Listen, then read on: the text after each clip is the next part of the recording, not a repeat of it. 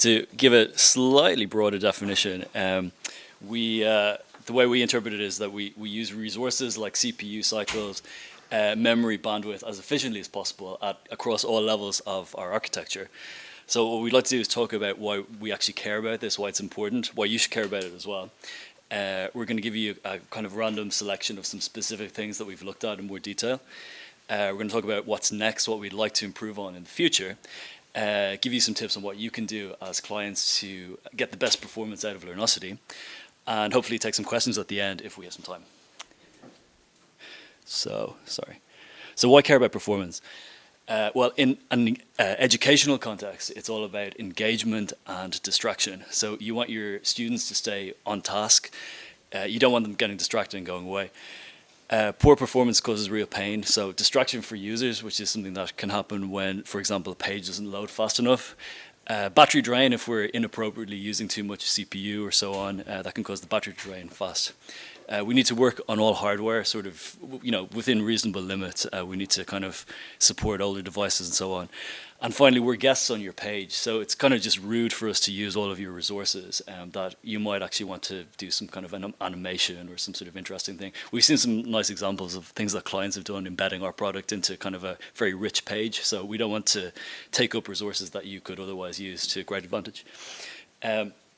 So to kind of put some figures around how performance affects engagement, The Telegraph is a newspaper in the UK that they artificially introduced some delays into their page loading times, and they saw, with a delay of 20 seconds, they saw 44% of their users just abandon the page completely. If you look at e-commerce sites, a similar figure, 40% of people abandoned pages that took more than 3 seconds to load. Sticking with e-commerce, if you make your mobile page load 1 second faster, you can see up to a 27% increase in conversion rate. So obviously it makes a big difference. Educational users, students, are maybe more of a more captive audience, but left to their own devices, they would get bored and leave, if they were using an e-commerce site or something. So you don't want to annoy them. It's about consumer comfort, kind of like what you were saying earlier. Google is famously cagey about its page ranking algorithm, but we know that they do favor faster sites when they in the search rankings. Facebook did an experiment where they artificially slowed down the frame rate while users were scrolling their social feed, and they saw engagement collapse. So that was over a sample of millions of users as well. So I mean, it's obviously quite important. But computers are powerful now, right? Well, yeah, I went shopping for my son when he was going into high school, and it's like, need a new laptop. Fortunately, I'm in a lucky scenario where I didn't buy him one of these computers. My son is very lucky; he got a MacBook Pro.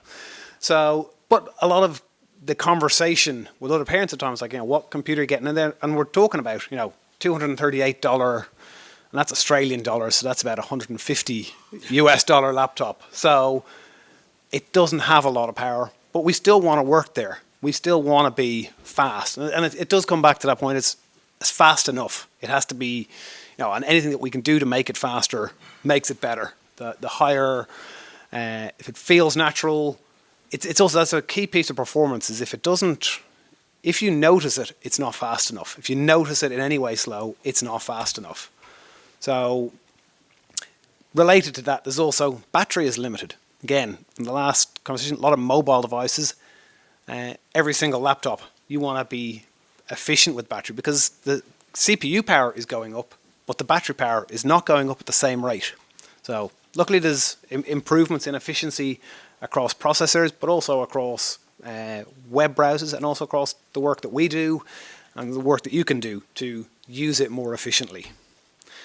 So there's a classic trade-off that you can do on a desktop machine that you don't get to do on a laptop or battery-powered machine. You can just crank more power into it fundamentally. Your desktop machine uses tons of power, but you don't get to do that on a laptop, because if you do that, your battery drains quicker. So that's where efficiency comes in, where you can be more efficient, have a faster experience by basically using the right tools for the job, and your battery life will last longer.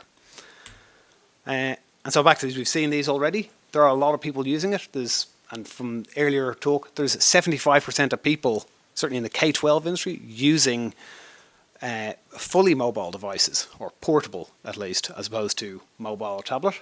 But that's a lot of users that are affected by this. And Eoghan mentioned it's across the whole stack. So it's not just JavaScript. It's the front end, JavaScript performing. That's where that laptop we showed makes a big difference on the front end. If it's fast enough to run the code, great. MacBook Pro will probably run nearly anything fine, but a lower power computer or a tablet or a phone won't. At the back end, it's basically how do you get the data to the users quickly. You put more servers in, you keep an eye on response times, DB query times, and you have the capacity to deal with it. And then there's the network, is how far are you from your users? How much bandwidth do they have? We talked earlier about how that chart where under 10 million K-12 students went online, and that definition of online is that they have 100 kilobit download. That's not super fast broadband, it's just a level of connectivity they're able to run a lot of stuff. They're not streaming 6 streams of Netflix on that bandwidth. And so, back to the earlier points, the attributes that we go for, powerful, flexible, extensible, simple. And we want to be the fastest part of every page. We don't ever want a customer kind of going, you're slowing down my page. We really push hard on this and always have to be really fast. I like the speed through laziness as well. That to me is the efficiency. Is the most important performance gain is not doing something. If you don't have to do it, you're not wasting resources and you're not doing it. So we try to be frugal in what we do. So not wasteful of resources. And there's a whole load of easy fixes that frankly you should be doing. If there's something on this list that you're not doing, you're happy to have a conversation around it afterwards. Make sure you're gzipping headers, use long expires headers. These are all stuff that are built in, and we've had built in the whole way through. So basically, gzipping, it compresses everything on the way down. That used to be the kind of really archaic and hard to do and didn't work in things like IE6. It works everywhere now on any device that matters. If you're not doing it, it's just simple, do it. Because even the other caveat on that before was your servers were a bit underpowered. It's now so fast on servers, again, it's actually faster to compress it, send it down, and have it uncompressed on the other side than it is to not send it or to not zip it up. It's also trivially easy. It's very much in that the quadrant of low effort, high impact. So well worth doing. There's a simple one, have enough servers. And then there's kind of a few other ones like, looking after slow query logs, making sure those things are happening. Read-only DBs is a similar, just have enough capacity or handle it in multiple ways. CDNs are probably just the best way to deal with the network latency, as well as being efficient, and compressing helps with the network because you're sending less data. Just make sure you're doing that. CDNs used to be a horrible process to get in, certainly from our perspective, and I'll talk more about it later. CloudFront from Amazon has made it super simple. It's really easy. And just know what's on your page and remove stuff. It's amazing how many sites I come across where there's so many libraries just loaded at the top that are not either were added by some developer and then they're no longer used. There's a version of jQuery, there's a version of whatever that's not used anymore. Because it's actually a whole lot easier to add stuff than it is to take away, but it's important to keep taking stuff away when you're no longer using it. We've talked about this. Make sure you're doing the stuff on the top left quadrant before we go on to some of the more advanced things. And it's just my little picture for it. It isn't going to make any difference trimming the spoiler on this car. It isn't going to go any faster until you fix that tire. So, okay, and so we're now going to kind of delve into a few more specifics on it. I'll kind of broadly categorize these into defer, shrink, and then just some other ones we couldn't find another category for. So this is one of my favorite. Do less. Anything you can not do means you can respond quicker, you can do stuff better. It's the best efficiency because there's no trade-off, unless it's something that's critical to your users. But if you can get rid of something that's not valuable or doesn't make any difference to a user experience, great, get rid of it or do it later. So back to the original systems, this is learned from hard experience. There's lots of great talks about it, but it's the original application we built for doing high stakes assessment had this fundamental flaw in it, where we'd save a response from a student, we would do the scoring on it, and we'd save it to the DB. So when we rebuilt it, re-architected the whole thing to go HTML5, we kind of seen that as that was a limiting point at the back end, so we fixed it up to make it work. And so we re-architected the system to basically defer, to do stuff later. So instead of doing the scoring, what we do is we save the student's response. Once we've got the response, we don't do any transformation to it, we just put it in the database. Save it, it's saved. Once we know it's saved, we do one more step, which is we add a really lightweight queue it for scoring. We say, I just got this response, you need to go process it. And then we write back to we let the system, the end user, know, we've saved your response, we've got it, we're good. Because we now have everything we need to do the scoring, and we basically build in some latency into that, but it has a huge impact because it makes it faster, it makes the servers do less, and it gives a couple of core mechanisms in there. So it's a better result and allows it to scale more as well as being faster. It also enables a whole new level of complexity you can add when you've built in this. In nearly every system, the deferral or the time on this that we're talking about is not, minutes or hours. It's typically the order of, half a second till that's processed. But in some scenarios, we've also added a lot more advanced, for example, math scoring engines and different pieces. And because we could put it kind of behind, we can put further sub-scoring, we can put further analysis, things that take a little bit more processing. And so instead of say it takes 10 seconds, we haven't added 10 second and fundamentally we've been able to do it and build that in, so get that really advanced reporting. So by the time they've finished an assessment, it's done, it is there available. Whereas if we went back to the original way this was done, if we were queuing all these things up, this confirmed save line would just keep getting pushed down off the page, and there'd be a 10-second delay till we'd go, yeah, we've saved your responses. So the next item is assess lazy loading. So if you're, just for some context, if you're not familiar with our assess API, it lets students take a test by moving through a series of pages full of questions that they answer. And some tests can have quite a lot of pages. That's an example of what it looks like. There could be any number of pages that the student goes through. And we download everything before the first item is rendered, which is a problem when there's a large number of items. So this is showing the difference between non-lazy loading and lazy loading. Non-lazy loading downloads absolutely everything before you render. But actually with assess, you really just need to have the item that you want to initially show. So when you turn on this beta flag that we've added, you can lazy load. So you just download the first item, you render it, and then everything else continues downloading in the background, which makes things faster. And obviously, as we've seen, it's important to get stuff in front of the user as possible to keep them engaged. This is the difference that it makes. So with the lazy loading, as you add more items to your test, the initialization time stays relatively flat. That's the blue line at the bottom. With normal loading, the amount of time it takes to initialize is going to kind of increase in a linear fashion as you add more items. So it becomes very important when you have a large number of items. Back to Mark, I think. Is it me? Yep. Okay, awesome. I got to remember what I'm talking about here. Okay, so I'm going to go through two quick things on some of the behind the scenes thing. I think I've covered some of this, but I want to show you some of the things that we're doing. And this particular, the ones that I've highlighted in bold here are the ones that these particular graphs show. And this is coming from Datadog, which is quite a good tool. I mostly like it. There's some places I'd like it to do more stuff or work more simply, but it's overall really good. This is showing just across a 24-hour period some of the requests coming through. So you can see there's a big drop down. Actually, let's get my color pointer up and be fancy. So you can see a dip overnight and then coming up through the day. It was obviously previous day. I suspect this must have been a time I took this over on a Friday, or this is probably a Saturday, so it doesn't go as high as the last day. What we're seeing is this graph down here is showing the response times of every single request through that, clustered by the amount of time they took.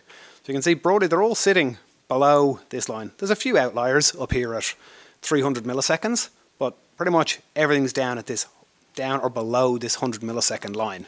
So we keep an eye on that religiously. We keep looking at it. We keep figuring it out. We look at this from different slices. We look at one API. We look at all APIs. We'll look at the data API.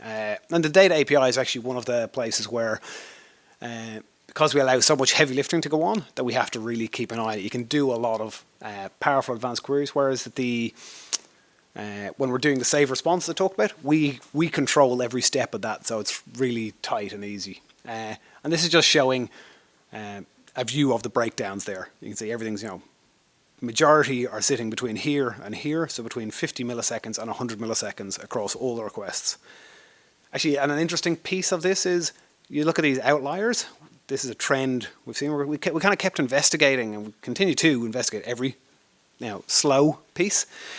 But we noted this inverse pattern, where if you look at where this is in relation to this, it's kind of when we're getting less busy, we see the odd slow request. And it's actually because the servers are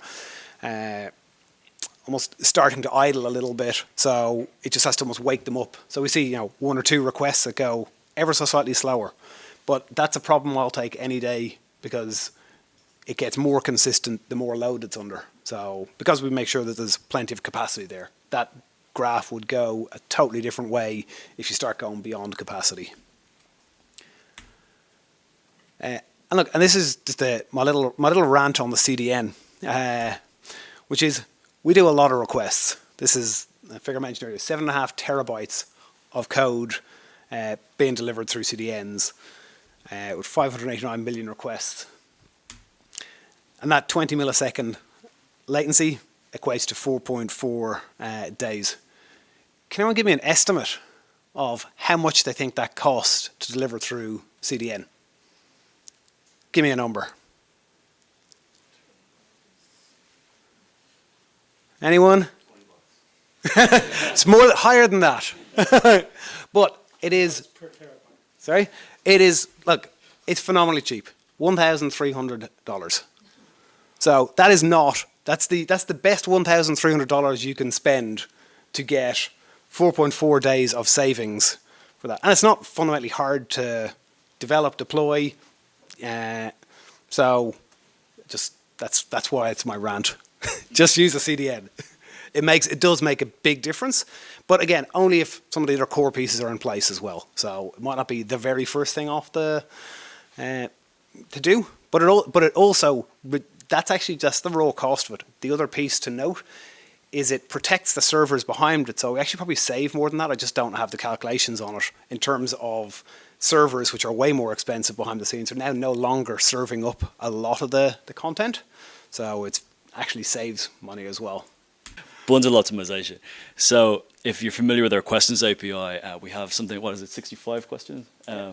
And each one of those, because you might want to use maybe 2 or 3 of those on the page, but not necessarily all of them, we've always had a separate bundle for each question. So you just download what you need. It's pretty obvious thing. This is an example of association and classification. But these are 2 questions that use a drag and drop module, the same module that we developed internally. Kind of over time, as we've developed the questions API, we've been doing what we were supposed to do, following good practices, splitting things out into kind of abstract bundles and so on. And it just occurred to us that actually we're sharing quite a lot of these internal components between different questions. And that was a problem because they were included separately in each bundle for each question type. We ran a script to analyze what the level of duplication was. And actually some of these internal components were duplicated up to 23 times in some cases.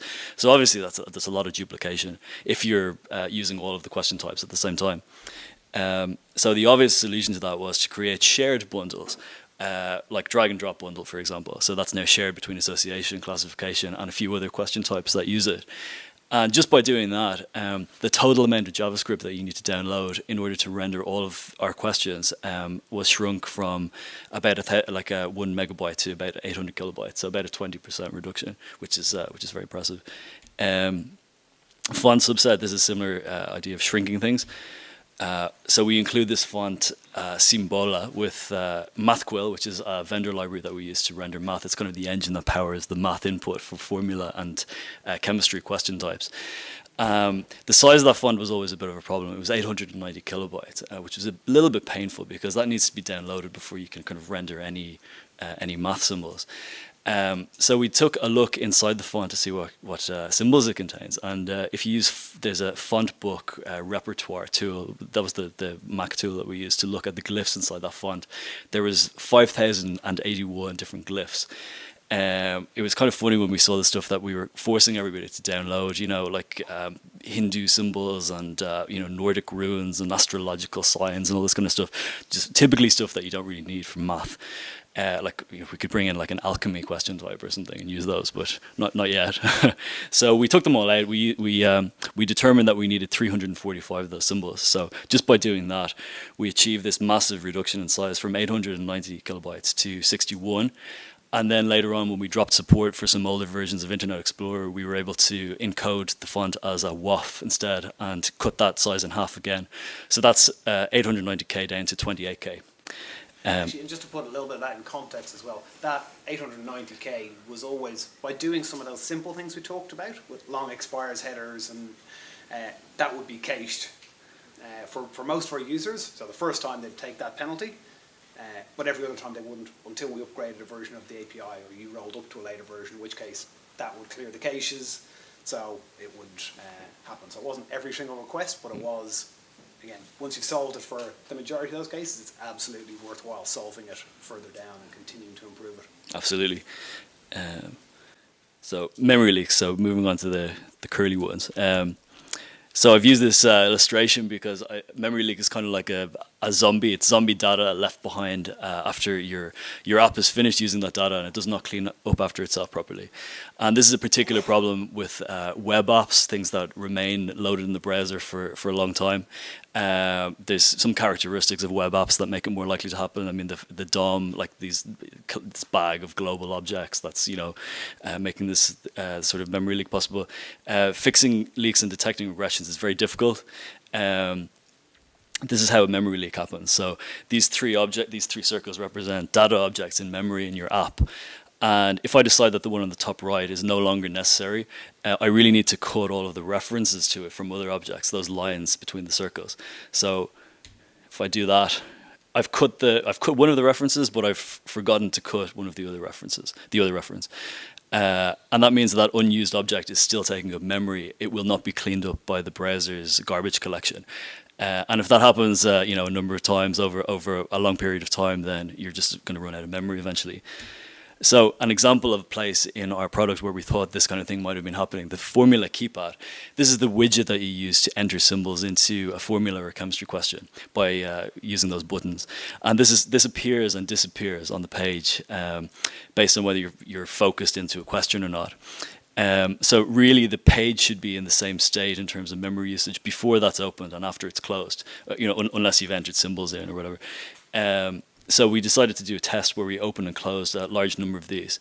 Actually, and just on that, I was going to say, the memory leaks tend to happen more when you're actually doing optimizing code. So that's actually why this came about. Yep. The initial version of this would load, we were looking at it from a performance perspective, and it was loading a page where we're using large numbers of keypads. It was rendering a full keyboard for every single question. So if you have 20 questions, it was 20 keypads. Yep. So we went back to go, well, okay, let's reuse the keypad so that there's one keypad and it's never using that memory. But that's exactly where it's so single page apps, which are hugely on the rise, and I suspect a lot of you are already building and doing large single page apps, so that's where this does come in. And it's more a sign of what happens when you're being more efficient, but it's just you got to keep it a watchful eye. So, absolutely. Sorry. No, absolutely. So we measured memory consumption and the number of DOM nodes and event listeners on the page as we opened and closed a number of these things. And this is the graph that came out the first time. So you can see the blue line is memory consumption. The green line, pay attention to that one, that's the number of DOM nodes on the page. And that's just increasing over time as you kind of open and close the same thing. So that's an indication that there's a memory leak. Something's not being cleaned up. And if you continue opening and closing these keypads, then your page is going to eventually run out of memory and your computer will be very sad. So this is what the same graph looked like after we fixed the leaks, which was not trivial. The memory consumption it's flat over time, basically. I mean, you can see spikes where the keypad is opened and a dip down again when the keypad is closed, but there's no trend. There's no upward trend of memory consumption. There were actually 3 bugs that contributed to that. There was the jQuery library that we were using was slightly out of date. It contained a bug where it was holding on to references to objects. The MathQuill library that we were using to render math symbols also had a bug cleaning up after itself. And then there were some bugs in our own code, obviously. So it took quite a long time to fix this, but yeah. So I'm going to do a quick demo.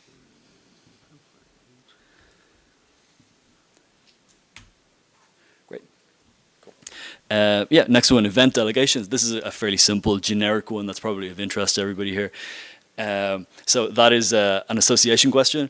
I've circled 2 of the drop zones in that question. They're just DOM elements that accept the answer from the possibility list at the bottom. There is an event listener in each one of those that listens for a click event. What I've done on the right-hand side is use event delegation instead. So that's attaching a listener to the parent that listens to events that bubble up from the drop zones as children of that parent. It's a very small change. Using jQuery anyway, it makes it very easy. But actually, it has a big impact on the setup time, because kind of like lazy loading with assess, it's the same sort of graph. Like the setup time is reasonably flat. With events delegation, because there's only one listener. But if you use individual events, then the setup time will grow in a linear fashion along with the number of drop zones that you have. And this is actually it gets more useful if you're kind of dynamically removing and adding the drop zones, because you don't need to deal with the hassle of removing and adding those events. It just exists on the parent. So this is something that everybody should be doing, especially if you're using jQuery, because it makes it very easy. And load animation. Back to more. Okay. We'll keep it quick so we can hopefully do some quick questions. We are always looking at some of the new things and continuing to focus on how to make it faster. One of the things that we looked at, and this is probably 2-3 years ago, was using some of the CSS animation to replace, and it was a really tiny thing, to replace one animated GIF that was our loader GIF that was showing when in the assess API when the items were loading in the background. We just wanted nice animation so people know what's going on. They're getting feedback. So we thought we could get rid of one HTTP request and a GIF by putting this into the CSS to use CSS animation for it. And we were very careful to make it not change the size of the animation as we were going through it, so it was exactly the same. It filled it, wasn't causing reflows, or actually that was the issue. So we thought, until we started testing it with large amounts of questions. And what we found was, behind the scenes, just because the browser wasn't optimized for it, when it was doing CSS animation, it was reflowing the entire page. So the more questions we had, the more reflows, and every single layer behind was reflowing. So we had a look at it. We looked at a few things. We're kind of scratching our heads going, like, the browser should be doing this. But eventually, we kind of went, we could see from the tools it was doing repaints, it was redrawing, it was remeasuring every single thing on the page just to do this little animation. So we just took it out and put the GIF back in and went. And the CPU usage went dramatically down. Like, as we were testing this to breaking point, we were putting 1,000 items in, and we were getting kind of CPU maxed out just because it was redrawing the whole way through it. But we put the GIF back in, and it went back to 0 when it was loading. So yeah, kind of be skeptical as well. Don't believe the fads, and test it for yourself, because might have different scenarios where,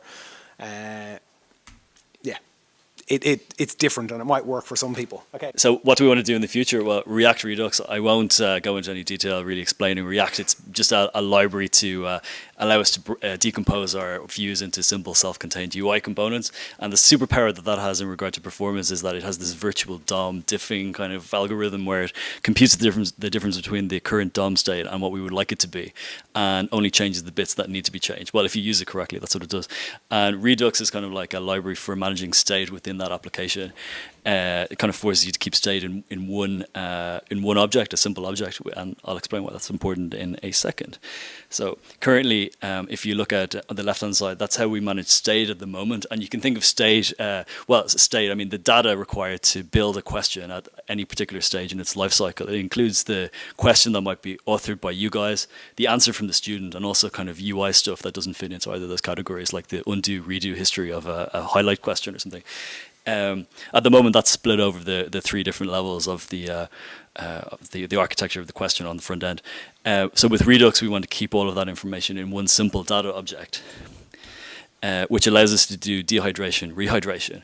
So with this, once we have React Redux working everywhere, we'll be able to only create components and DOM elements for stuff that's actually visible on the screen. And then when stuff is no longer visible, we can dehydrate it, which means to kind of just represent it in a minimal, complete piece of data, rather than having this massive DOM element in memory somewhere. And that means you can get better performance for pages with lots of invisible questions, like in the Assess API, when there's a lot of stuff that isn't visible yet. Web workers, this is a way of running JavaScript so that it doesn't interrupt the UI thread, the user interface. If you're using a web app or something on your phone and it becomes unresponsive, it might be because it's doing some kind of heavy processing behind the scenes in the same thread as the UI. So any kind of like pure processing should really be done in a web worker. So we're already doing this in audio processing, like Andrew is going to be talking about this later in his evolving web APIs talk. That's when you record audio in an audio question. There's a web worker that compresses that to less than half of the original size before uploading it. We want to possibly put this virtual DOM stuff from React that I mentioned into a worker, and also do scoring in a worker, because there's a lot of processing there as well. What can you do as developers? Well, read our docs, use flagged features. The assess lazy loading that I mentioned earlier is behind a flag. It's an initialization option for assess. The formula keypad as well, which I mentioned earlier, that can be loaded in a lazy fashion. So if you have a page with lots of formula questions, it only renders the keypad when you actually need it, the first time you need it. Use MathQuill to render math. So you have a choice of using MathJax or MathQuill to render math on your page. And there's a trade-off here, because MathQuill will, if you're already using a formula question, you've already downloaded all of the dependencies necessary to use MathQuill. So your download size is slightly less if you decide to use MathQuill to render math. And MathQuill also allows you to scope the rendering to within your question elements, rather than scanning the entire DOM for text nodes that contain math, which is going to be performant on larger pages. I think a couple of other pieces are basically take advantage of the APIs, understand what they're for and where, and reach out to the support guys who need any help on that. Just a key one I've seen numerous times is kind of optimize media. There's a lot of simple things where, I look at one really key example. I've seen a lot of, if you're not using YouTube or something to render video and you're rendering video on your own site, make sure they're web optimized. And so a key piece on the web optimization is it's really about doing it at the right layer. In a video file, you have a header that by default, by a lot of tools, is a header that sits at the end that says this is how long the file is and this is its dimensions. There's a thing called web optimizing it, which basically takes that and puts it up the front, which means as soon as it's loaded into any browser, the browser knows those things and can put the progress bar, can know how far it is, and actually can start playing it. So whereas otherwise it has to wait till it gets to the end. So I could read some really simple things that everyone knows about, compressing PNGs and things like that, but there's so much, and we see so much of that where it can just be wrong or not optimized. So they are easy wins. Absolutely. And the last thing, keep libraries up to date. So I mentioned earlier jQuery, for example, there was a little bug there that caused a memory leak. So if we just kept everything up to date, then we wouldn't have even had a problem with that. That was quite difficult to debug as well, and quite an annoying one to fix. Just to sum up everything, performance is super important. Hopefully we've kind of shown why we care about it so much. Solve the problem at the right level. Like Mark said, you don't want to reinvent the wheel by doing things that somebody else has actually solved for you at another level. Don't sweat the small stuff. Micro-optimization can introduce a lot of complexity that might actually be counterproductive in the long term. So, low effort, high impact. Measure things and ask questions, like that CSS loader example for for example, you just don't drink the Kool-Aid. Measure things, go into your dev tools, and make sure everything is working. Understand the trade-offs as well. You can sometimes make something run faster by using more memory, or you just need to deeply understand your own use case and like what you can, the trade-offs that you can make.